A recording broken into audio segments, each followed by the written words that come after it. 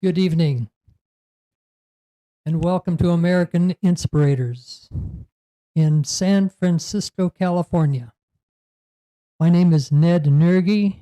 I'm happy to be here and glad to see your faces here in live audience and anticipating an audience online also. I am with Pat Ruckert, who is going to be the main speaker this evening. He has about a 10-year history of publishing a water and power document every week since the big droughts began. I've been with him for that period of time, and we both have a much longer history in regarding water, infrastructure, power, transportation, science, poetry, the arts. I hope you enjoy the evening. If you got any questions here live, hold them until Pat is done. We'll be glad to take them all, and questions online can be taken also. Without further delay, Pat, would you please begin? Thank you. Good evening, everyone. I'm going to start with something more general, but the topic is what is required for California's water management system to be able to provide adequate water supplies for the entire population and the most productive agricultural productive power in the nation. That's the general topic. But I want to start with two documents that are the origin of our nation. First is the Declaration of Independence and the unique and moving line, especially, that all men are created equal. And in 1789, the U.S. Constitution was actually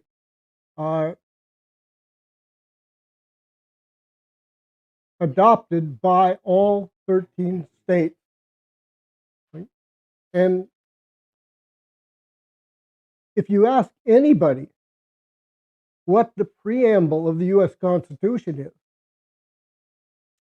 I imagine less than 5% of the population could even give you an idea of what it does say. But it is the founding idea of the whole Constitution. It sets forth the principles that the U.S. Constitution actually actually contained. Right? So I'm going to read it, and then I'm going to say a couple more words about it. We, the people of the United States, in order to form a more perfect union, establish justice, ensure domestic tranquility, provide for the common defense, promote the general welfare, and secure the blessings of liberty for ourselves and our posterity. Do ordain and establish this Constitution for the United States of America. Now, there's three principles that are embedded in that preamble. First is sovereignty, that the United States is a sovereign government equal to every other government in the world. Secondly, the purpose of this Constitution and the purpose of government is to promote the general welfare of the entire population, not a handful of oligarchs, bankers, or royalty, but entire population. And that includes, thirdly, the coming generation, our posterity. It's not just for us, as the founders made clear in their time, but it is for innumerable generations to come. Now, when we look at that, and we look at the present presidential campaign, one thing that most people overlook or forgot already is President Trump's insistence on effectively, as Lincoln put it in his time, that the right to progress is the inherent right of every American. And no laws, no force has the right to actually prevent progress of the individual, of the institution, and of the future that we all are going to work for. So, for example, Donald Trump in 2020, January 2020, spoke at the Davos International Economic Forum. He went into the viper's den and challenged them very directly. He said, among other things,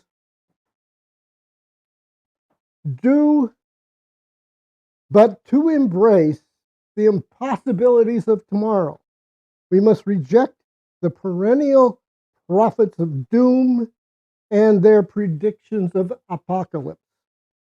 The great scientific breakthroughs of the 20th century, from penicillin to high-yield wheat to modern transportation and breakthrough vaccines, have lifted living standards and saved billions of lives around the world. We continue to embrace technology, not to shun it.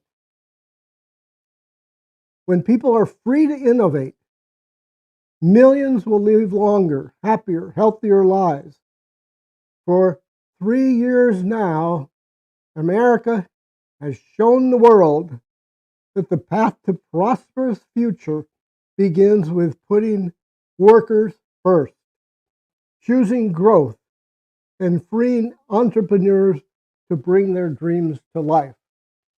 In that same speech, he said, look south to Florence, Italy, and look at the special project that was undertaken in the 15th century, the building of the Duomo, the Church of Florence, with a potential of a roof that was beyond anything any architect had ever attempted to create. And they didn't know how to do it. But they had the confidence that they would discover how to do it. And it took 100 years before that discovery was actually made. And it is the largest unsupported dome in the world today, 600 years later. And it stands. Unlike the stadiums in the United States today, for example, the Kingdome in Seattle, constructed in about 1979 and blown up in 2004 or 2008 because it had outlived its usefulness and its architectural stability. So anyway, I wanted to start with all that and then have you recall or think about the entire sweep of human civilization over 10,000 years. And until the 1820s, the only way you could go visit someone else, anywhere, was you could walk. You could ride a horse. You could sail a ship. you could ride in the carriage. But there was no other means of transportation. In the 1820s, the first railroads were built. And by 1869, the first transcontinental railroad was completed, which Lincoln had begun. And it was completed 4 years after the end of the Civil War. And that then made it possible to go from St. Louis to telephone. Okay? Because in that period, say up till 1840s, the only way you could communicate with someone 10 miles away or 1,000 miles away was by a letter or going to visit them. There was no other way. But Samuel Morse in the 1840s, after a decade of research, experimentation, created the first telegraph and the first transcontinental telegraph, that is between North America and Europe, was also 1869. The same year, the first transcontinental railroad anywhere in the world was completed. Now, the reason I bring those questions up, that topic, is because, very importantly, there we go. I can't think. But very importantly, only human beings have the creative capacity to change the future. And the creation of railroads, the telegraph, and everything that's spun off of that over the last near 200 years completely revolutionized human beings' relationship to the universe itself. And only human beings can think about what is it that we're going to leave to our posterity. Only human beings can think about their ancestors. Only human beings have that creative capacity that does make mankind in the image of the Creator, as also a creator. Now, that is the kind of philosophical point I want to make in order to get right to our major subject here. And that is, how is California going to ensure far into the future a secure water supply for the entire population, and to ensure that the agricultural sector of our state continues to be able to produce more than 50% of all the vegetables, all the fruit, all the nuts that are produced in the entire country. In the wintertime, between Arizona and California, up to 90% of all winter vegetables people in Canada and the United States consume are grown in California and Arizona. Right? We are an agricultural powerhouse, the largest agricultural state in the country. We produce more milk than any other state. We produce, as I said, more than 50% of all the fruits, vegetables, and nuts that are produced in the entire country. That's a power. That's a power that only became possible because of the determination and the visionary view that certain people had in the last century to actually create that result. Now, let's try to move a little faster here. This is the Grand Coulee Dam in Washington State. This was a dream of a handful of people in central Washington, very poor people, living on very poorly productive land. And they said that the canyon or the gorge that the Columbia River issued from would be the best place to build a dam to produce hydroelectricity and irrigation water. And they fought for nearly 20 years against all the naysayers and especially the private power companies in Washington State that attempted to block every step of the way.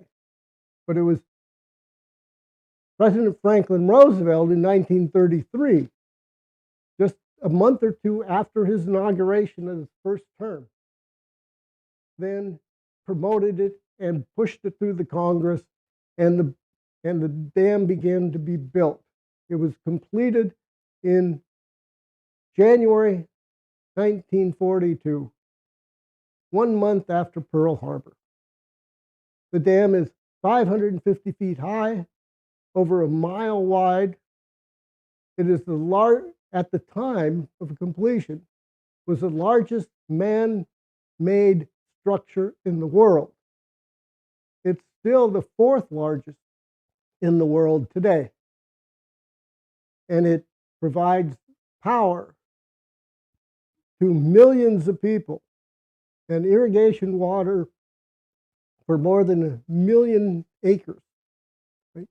This was one of the early projects of how you use electricity, and then you combine the production of electricity with the distribution of water, especially for agriculture. You create a canal out of the water from behind the dam. Now,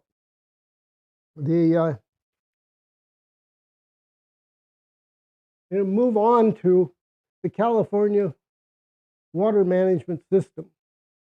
And to understand the system, because it is unique in the world, is the first we'll look at a map. And what you see there are all the major California water projects, right? The Central Valley Project, the California State Water Project. You see down coming out of Los Angeles, the Los Angeles Aqueduct. And there's several other individual projects that the map actually deploys or actually shows. So I'm not going to go through all those, but here's the Central Valley Project. Also, in 1933, in the early months of the Franklin Roosevelt presidency,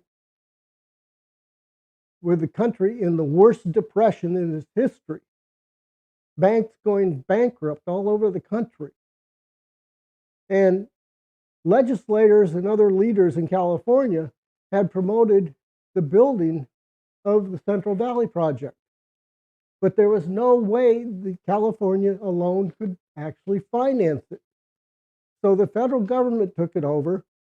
The Army Corps of Engineers ran the project, and with multiple dams, but especially the Shasta Dam up in Northern California, being the heart of the Central Valley Project, then what you see created here is a water supply that provides millions of homes in our cities and about 500,000 acres of land with irrigation, right?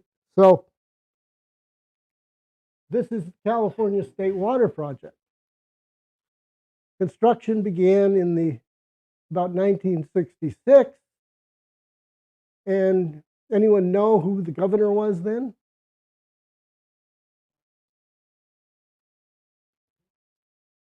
Governor Pat Brown, the father of none other than Jerry Brown. And in this case, son was not like the father at all. Right?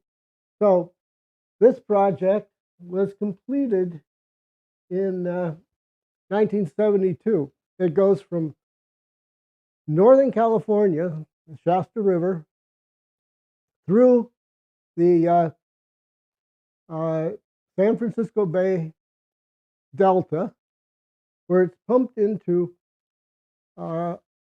aqueducts and essentially skips the Central Valley, because the Central Valley Project handled that, and goes all the way to nearly San Jose.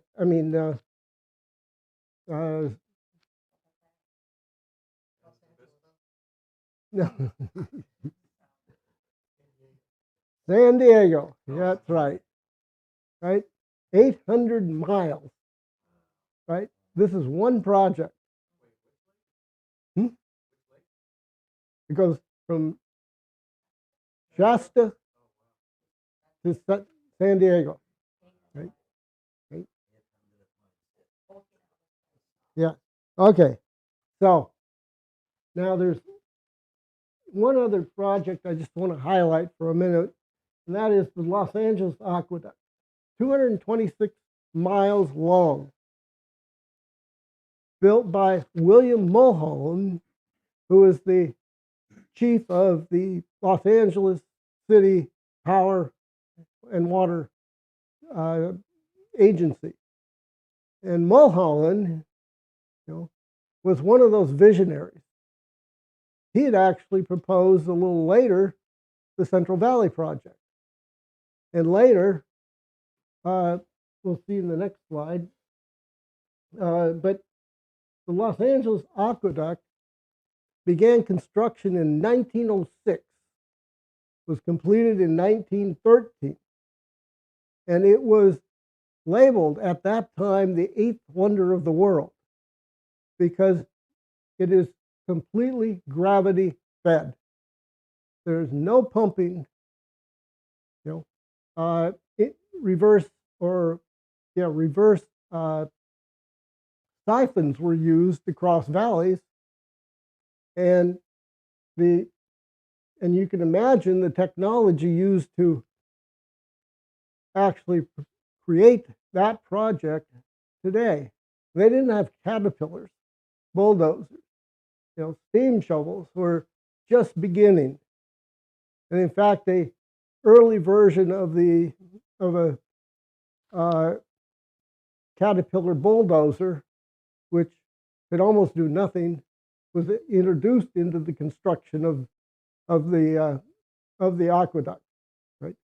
But now we've seen the Central Valley Project, the California State Water Project, and now the Los Angeles Aqueduct. And there's one other major source of water of California, and that is the Colorado River.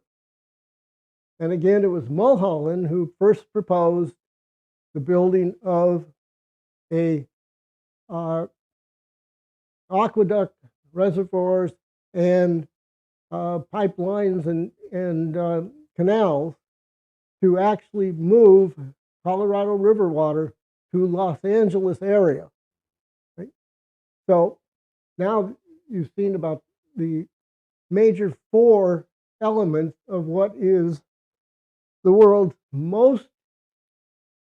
largest and most complex water management system in the world. For the first time ever, multiple river basins were coordinated into one system. And By 1972, all that exists today had been completed. Now think about this. In 1972, that's 52 years ago. Right? And there has not been one major water project constructed in 50 years. The population in 1972 was 20 million. Today, it's 38 or 39 million, doubled what it was 50 years ago. But there's no extra or elements added to that system. And the 1972, that was adequate for 20 million people. It is now 2024, and it's what we have as a system is not adequate today. Now I want to go through just a little bit on this, because what happened in 1971-72? Everything just began shutting down in terms of building a physical economy, of the infrastructure, the productive power of industry, okay, of expansion of mining, manufacturing, and every other element of a productive economy. Because if you do not have a productive economy, then your society, your culture cannot continue to be what it was. And that began in 1971. On August 15th, 1971, President Nixon destroyed the international Bretton Woods financial system. That involved taking the United States off the gold reserve standard. And what did that unleash? It unleashed the wild valuation of currencies. So in 1971, more than 90% of currency transactions, dollars for yen, dollars for pounds, dollars for marks, etc. Right? Within 2 years, more than 90% of currency transactions internationally were speculative. Had nothing to do with buying some goods from another country, investing in another country, or anything else that had to do with the real economy. That was step one in deregulating the US and the global financial monetary system. And it's been downhill ever since. And for the last 4 to 5 decades, the process of deregulation of the banking financial system has turned the economy of the United States and other countries into nothing less than gambling casinos, right? Where you have, when you talk to a younger person about, let's talk about economy, right? What do they talk about? Money, right? That's what they talk about. They talk about water projects, energy projects, those projects and activities that all human life depends upon.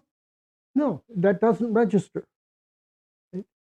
And so what we have to ensure through our political work, and especially electing Trump in November, because as he said, we will make the United States a manufacturing superpower once again. Right? And he has a few proposals. You look at Agenda 47 on his website, and you can read through dozens of 1 or 2 minute videos and text included of what he will do as the president. And those should be studied by everyone, seriously studied, because those ideas, those policies that President Trump represents are the best way you're going to get Democrats and independents to vote for Trump. You show him what he's going to do. And of course, Mr.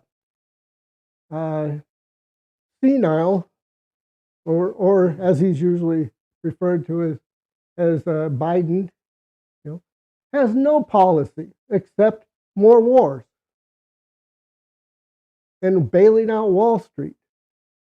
Because that's what happened after the crisis of 2008, which was $29 trillion pumped into the largest Wall Street banks by the Federal Reserve and the U.S. government in order to ensure that those banks did not go under. And that those bailouts have continued until today, right? So let's look at how we're going to fix this. Now, in the early 1960s, the Parsons Engineering Company of Pasadena, California, proposed what they called the North American Water and Power Alliance, which would create a continental water management system, essentially modeled on California. Right? You're integrating the entire continent, that is Canada, the United States, and at least northern Mexico, into one water management system that will ensure that there is adequate water supplies for the populations of all three nations. And NAWAPA, as you can see, taps into the northern Canadian and southern Alaska regions and creates a series of canals and aqueducts that go down and enter the United States from Canada into Montana, and then with, not shown in the map, and then with arms reaching out across Canada through the prairie states, which are suffering from drought now,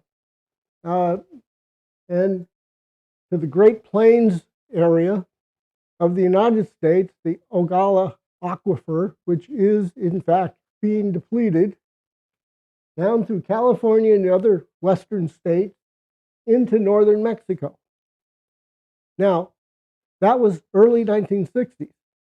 By 1964 and 5, there were hearings in the U.S. Congress with bills sponsored by Robert Kennedy and a whole bunch of others to put this program, this policy, into action. It was endorsed by the Canadian Prime Minister. Of course, you couldn't get that today, right? Canada has developed a insane and self-destructive policy of we're keeping all our water. We're not going to send any to the United States, right? So that's NAWAPA. That should be revived. It's a 20 to 30, 35, 40-year project to complete it.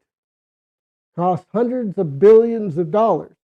Now, remember what I said, 2008, $29 trillion in bailouts for a handful of Wall Street banks. I'm sure we can afford a few $100 billion for creating a water system that will last hundreds of years adequately for a growing population in all three countries. Right? So, secondly, we should have massive expansion of desalination in California and Texas and other dry state areas, right? And the best way to desalinate water at this point is with plenty of electricity. Diablo Canyon is the last surviving nuclear power plant in the United States. I mean, in California, sorry. All the others have been shut down. Right? And they want to shut down Diablo Canyon. That has 2 power plants and produces nearly 20% of the electricity that the state of California consumes. Just 2 power plants. And of course, what you have for the last few decades are a bunch of environmentalists and a regulatory system that has gone completely insane. And for example, the governor appointed forgot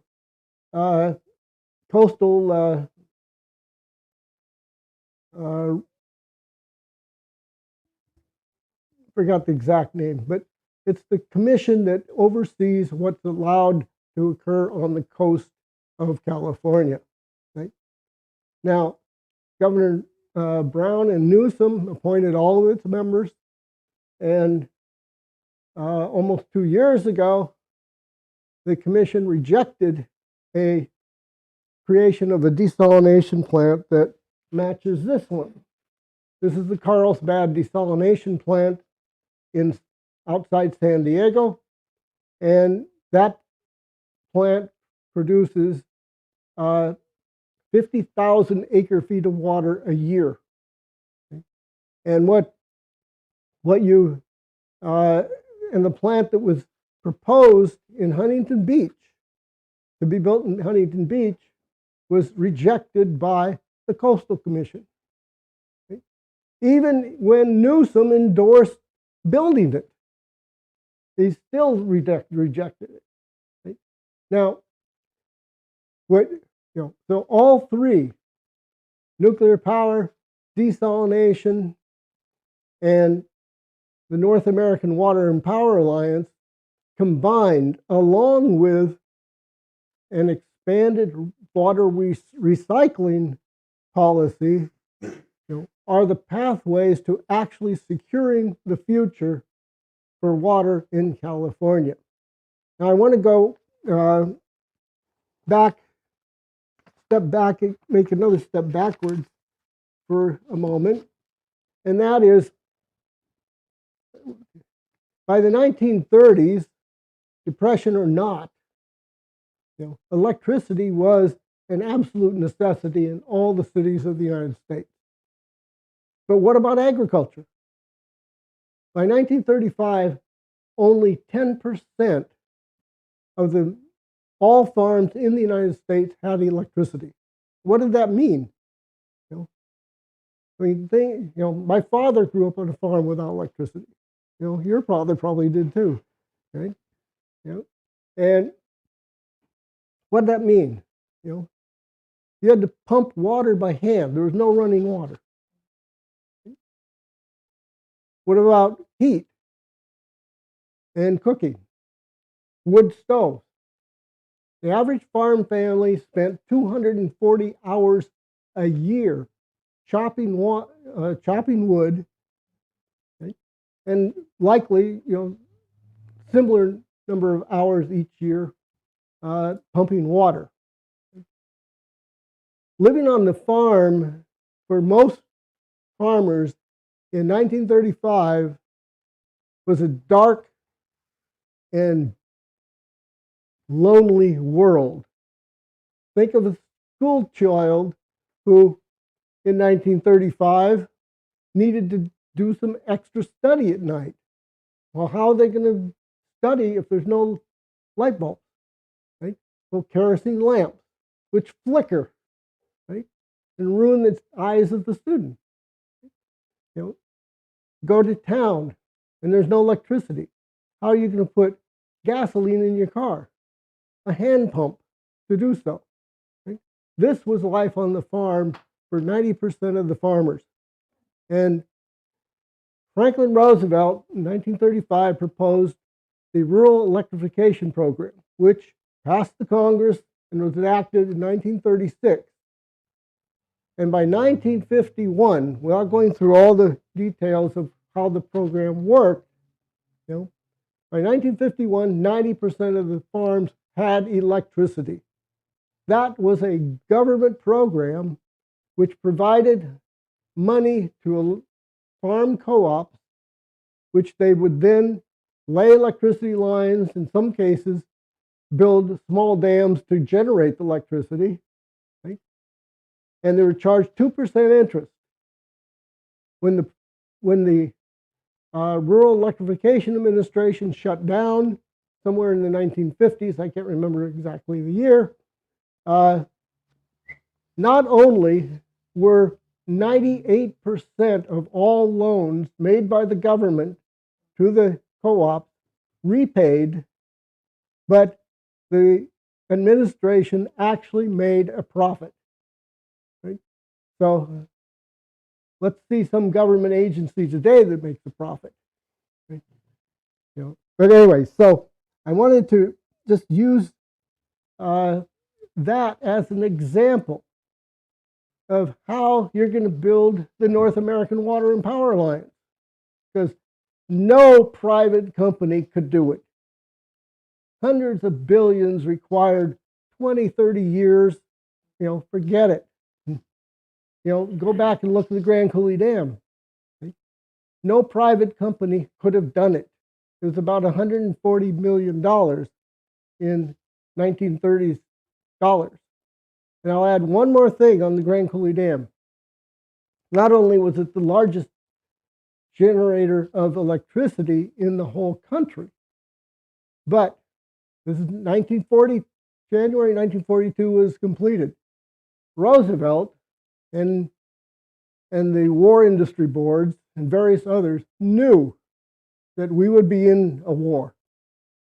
And they began building nickel and aluminum foundries along the Columbia River, knowing that the dam would begin producing electricity in early 1942. And what you had in the Northwest from Portland to Seattle is the giant war industries. For example, the Boeing Company would be produce something like 40% of all military airplanes the United States used in World War II. The small cargo transport ships, which would take war material across to Europe and then also across to Asia, because we were in a two-front war. They were being produced at one per day. Think of it, 100-foot long, military ship coming off the dry dock, one per day, in Seattle, in Portland, in Bremerton, and a couple other cities along the Columbia River. Right? So that's what production does. That's what physical economy does. That's what the United States economy should become once again today. That is how we're going to create a future for our posterity. That is what I'd like to conclude with. Thank you.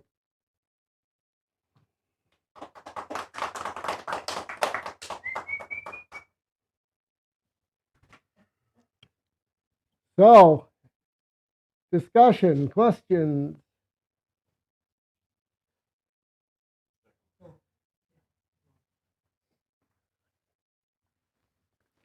I heard a rumor that in California, a lot of water is wasted because they just put it in the ocean. Just like, I don't know, I guess rainwater or whatever. Is that true? Yes and no.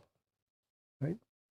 The EPA, one of those agencies that clearly step over the boundary of what they should do, has restricted the pumping from the delta into the aqueducts of both major water projects, the California State Project and Central Valley Project. Right? And why they do that?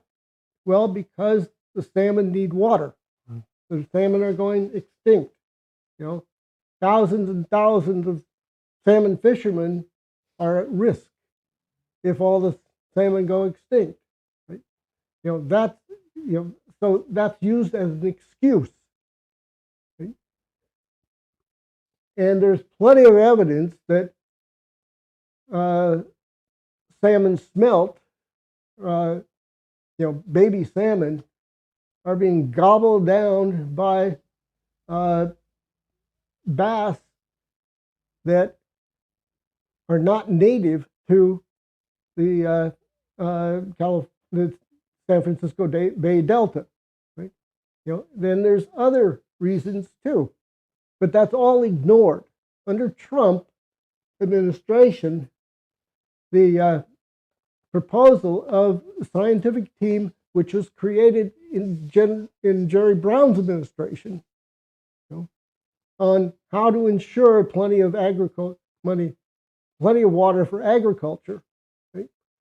And Newsom then overrode that and established a new commission that is going to be even worse than what is actually occurring now. So, yes, they're withholding water from agriculture, especially. But I want to actually, develop a little more on the question. Right? We've had droughts. Right? Until 1993, approximately, the 100% of the water requested by water agencies, both from cities and from agricultural regions, were delivered by both projects. Right? Beginning in 1993, and especially after the turn of the new century, when droughts became more frequent, right, that it began dropping to, in some years, as low as 0% delivered. Okay? So that, like in 2014, 2015, you had 500,000 acres of prime farmland, the best in the country, were fallowed because they had no water. Okay? Now, that leads to the question of, the liberals' favorite topic, climate change. Now, so what do we say about that? Without saying something stupid, like it doesn't exist. Right? The climate's always changed. We have ice ages that lasted 100,000 years, right? And then we have warming periods, right? We have summer, fall, winter, and spring. That's climate change. Right? But what is it? Is it man-caused because of the industrial processes, driving vehicles, letting cows fart? Is that why? No.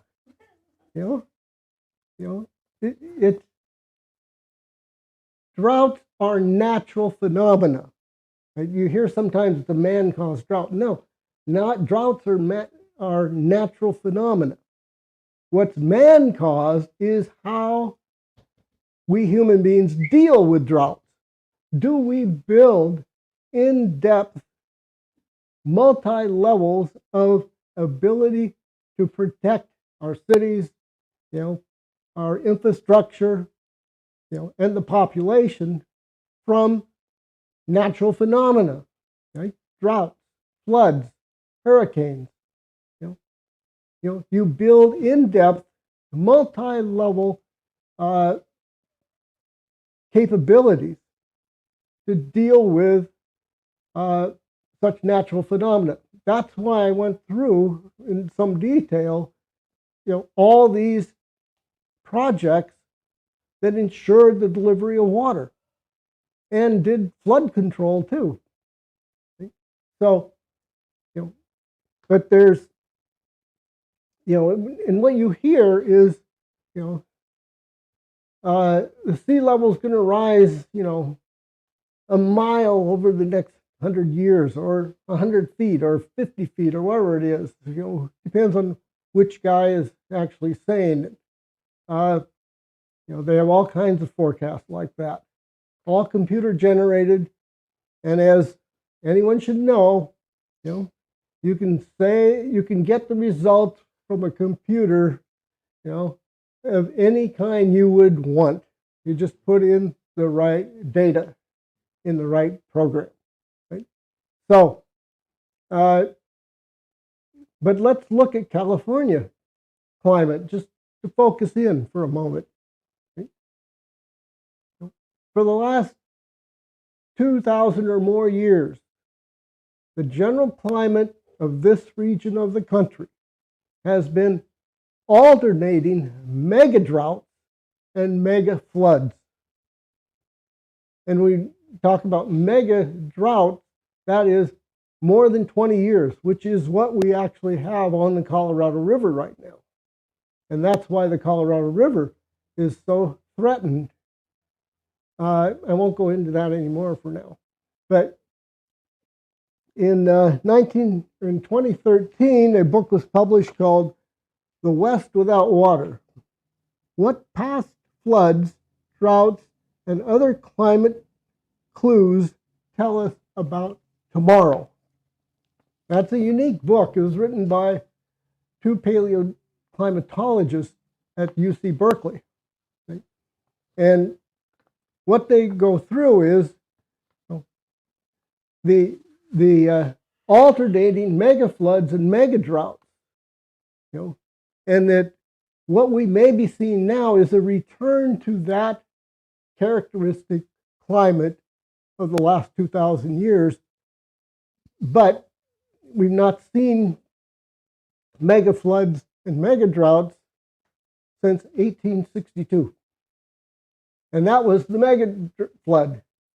So, for example, you had in December, January, February of 1861-62, continuous rain.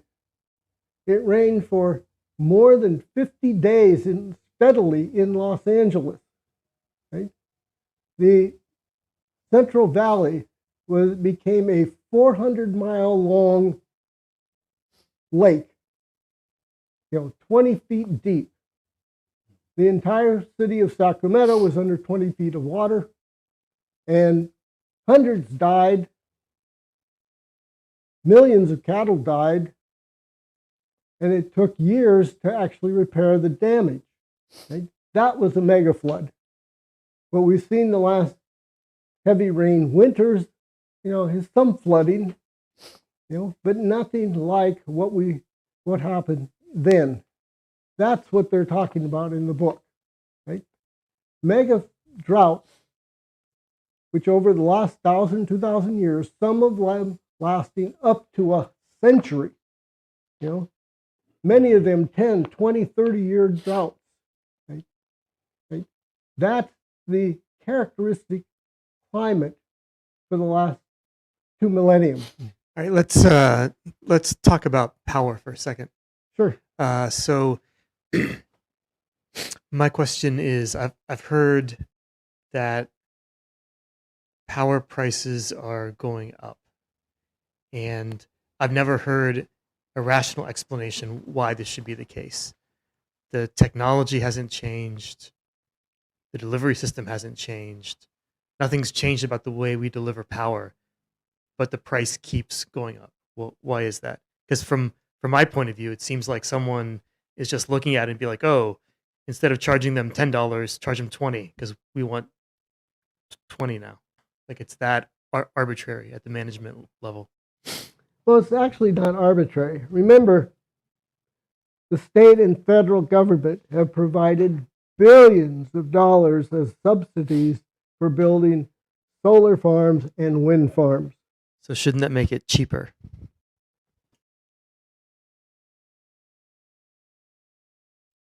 I mean, Maybe. how is it that nothing has changed in the technology, but the price keeps going up? Yeah. Well, that is a change in technology, but they're taxing you, the taxpayers, billions of dollars to build these solar and wind farms, right? And so they can charge less than PG&E, for example, can charge, which is produced by gas, nuclear, and increasingly, though, solar and wind. And PG&E just announced the last few weeks prices are going up. Right? So, but why? What drives it? What drives the price increase?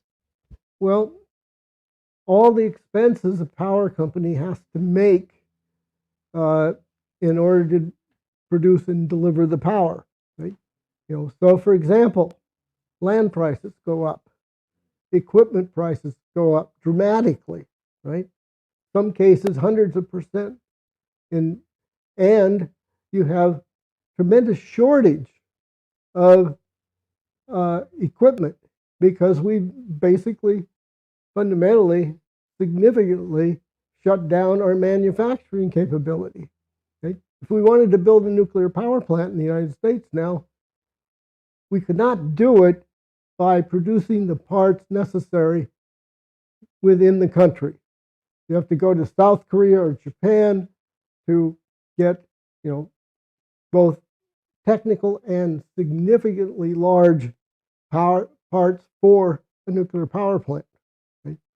Now, that increases the cost, and and PG&E, you may remember, has been found guilty multiple times for wildfires, like the Paradise Fire that killed 96 people. That's costing PG&E billions of dollars for compensation to the families, rebuilding the city, and so their expenses go up dramatically like that.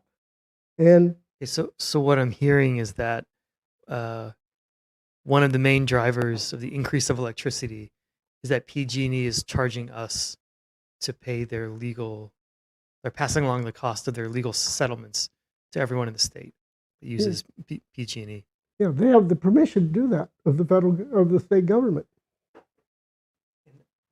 I understand your point about the nuclear power plants, but what about the non-nuclear power plants?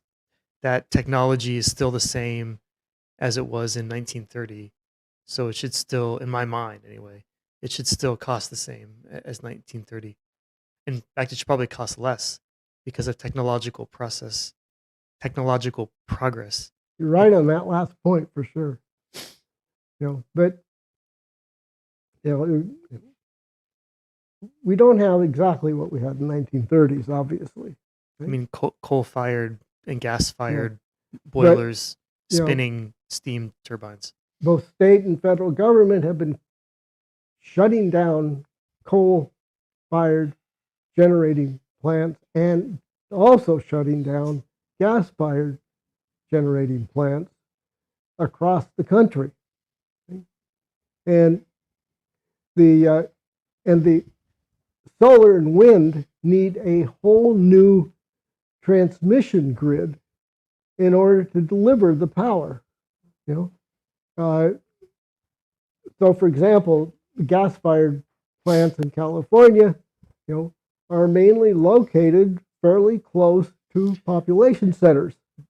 Does PG&E pay to build the grids, or is that done as a national project or a state project, a public project? Well, supposedly Biden is giving billions of dollars for upgrading the grid, right? But that's over 10 years, and you have it already. Brownouts and blackouts going on in California and Texas, especially. Yeah, it really every disturbs year, me. right? So, would it potentially make the costs go down if the power grid was built by the government? as kind of a public commons, and PG&E is only responsible for producing the energy that goes into the grid. But the grid itself is a public entity. It belongs to the public. Well, it's a regulated public utility, right, or private utility, like PG&E is. Right?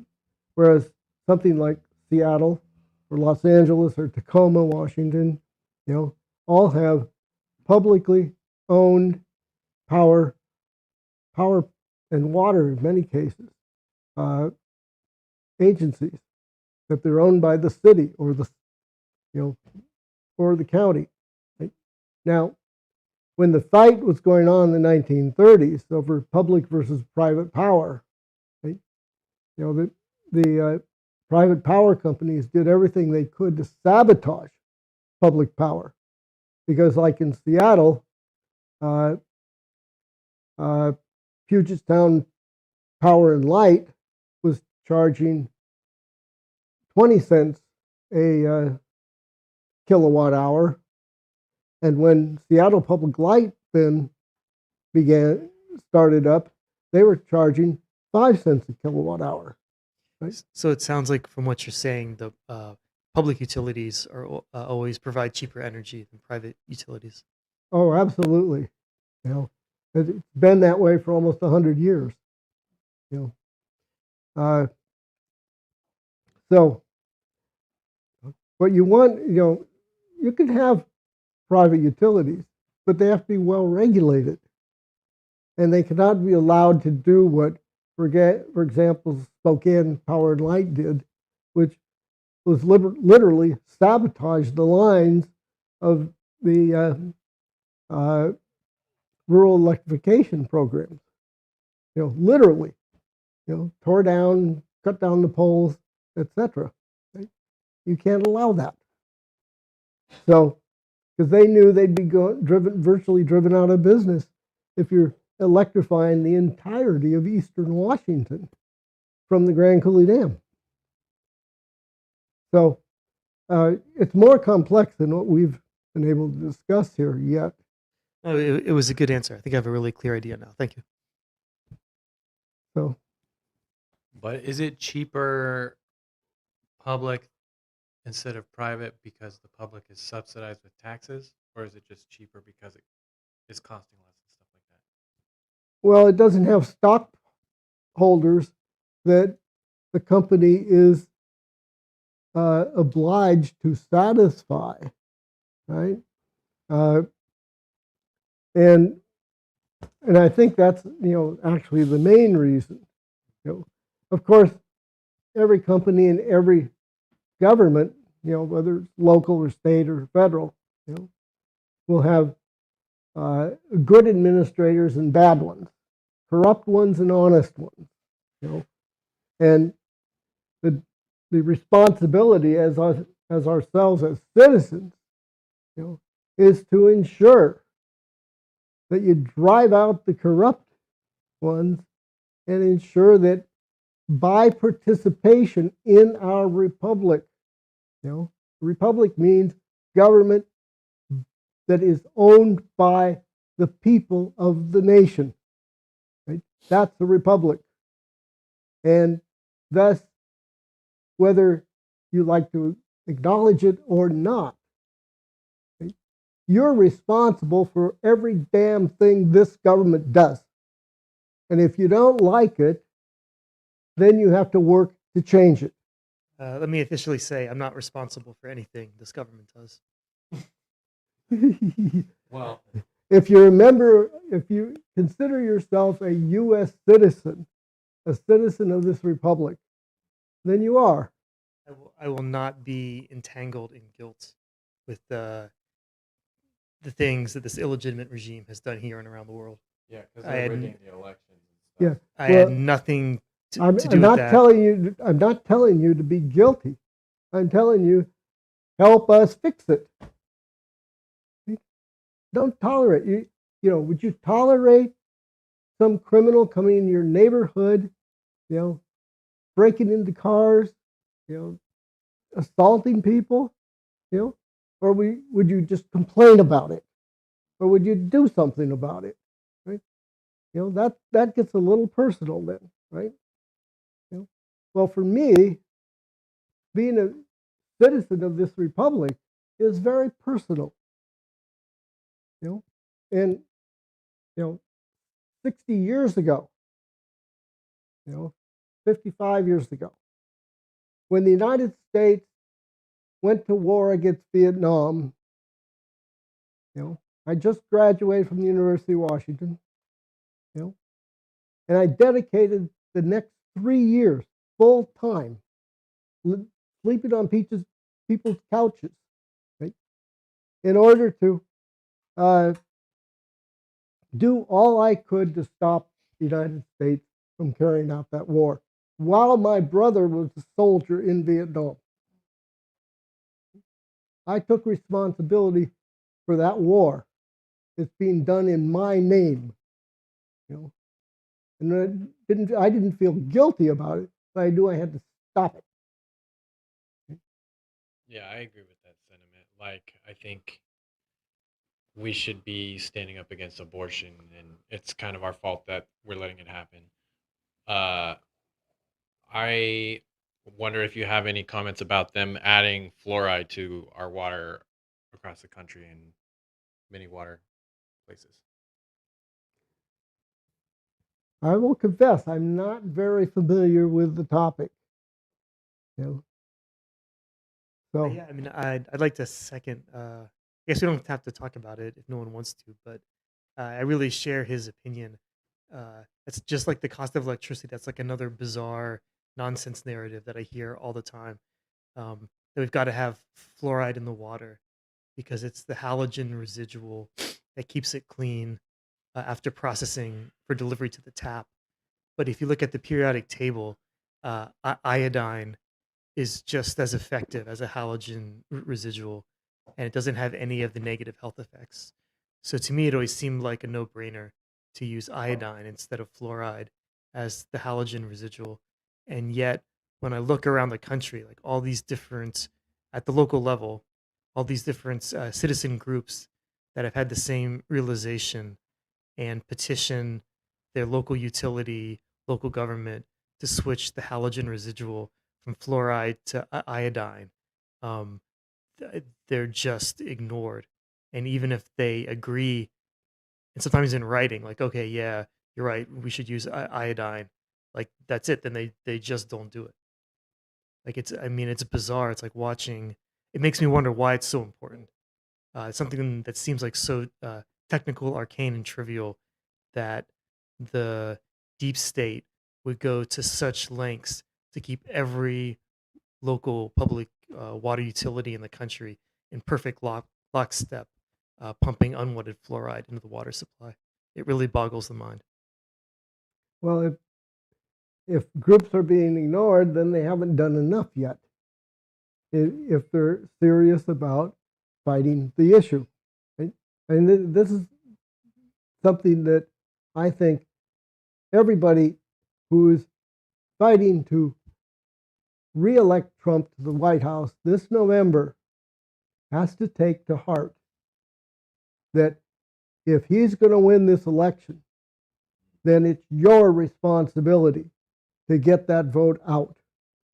Right? That, and I think that applies to everything, that kind of idea. So, yes. I got a question. You mentioned earlier talking about Agenda 47 and Trump's policies, which are Trump's policies when he gets into office in next year. And you said that Agenda 47 can be used as a uniting tool between the two sides, right, left, Democrat, Republican, whatever you want to call them. Could you talk more about that, what you mean, and if you have used one of the policy platforms to do that before? To like bridge the gap, actually. Well, as I said, there's probably 40 or 50 1 minute, 2 minute, 3 minute videos accompanied by the written text on issues from national security to building new cities, and and everything in between: education policy, energy policy, trade policy, everything. Right? And you can go out almost anywhere and talk to people about this one or that one or all of them, right? Put together, and we have put together like a 4-page flyer which takes significant and important paragraphs from each of about 20 of them, right? And you use this with everyone, right? So you got a construction worker, you got a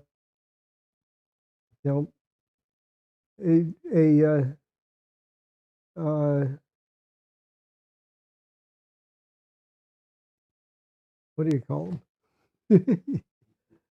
Guy who drives you around, Chauffeur.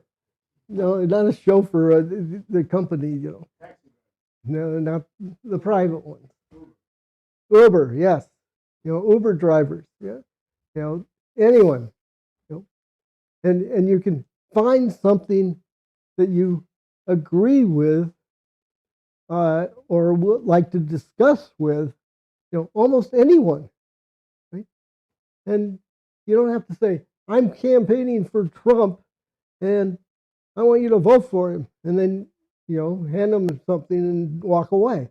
Say, what are you interested in? What would you like to see done? Right? What's your job? What's the future of it? What about your children? Let's just start a friendly discussion, right? And you can introduce, the Agenda 41 issues or presentations, saying this, I agree with Trump on this. This is what we need, right? And you just start that kind of discussion with people.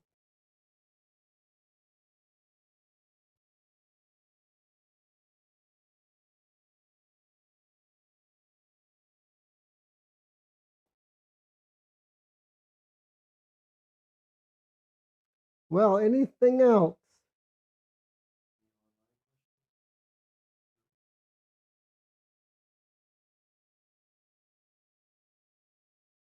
My wife doesn't have a question?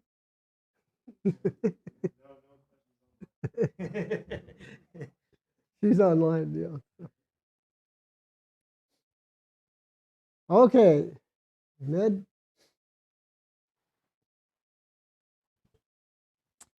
So, very well. One last comment that I have on that final point. We, with Prometheus Action and Prometheus PAC, have people out, tables out weekly, multiple times a week in the communities. We've been in San Francisco, we're in the East Bay, we're down in the South Bay, we're in the Valley. Come on out and join us. It's exactly what we do. We have conversation. Hi, my name's Ned, and I'm with Promethean Action. And we think blah, blah, blah. This point after point after point. We engage people, hope to establish a conversation, many times successful if you can get them to stop. And much like the dinner table, thank you all for a lively conversation at the dinner table. We get agreement and we get disagreement. And that's fine. We move the process forward. The objective is, at this point in time, for President Trump to take office in 2025. So, if there's no further questions, I want to thank the in-house audience for your participation. I want to thank Pat Ruckert for his quite broad expertise and conversation presentation. And thank you online. Thank you. Bye-bye.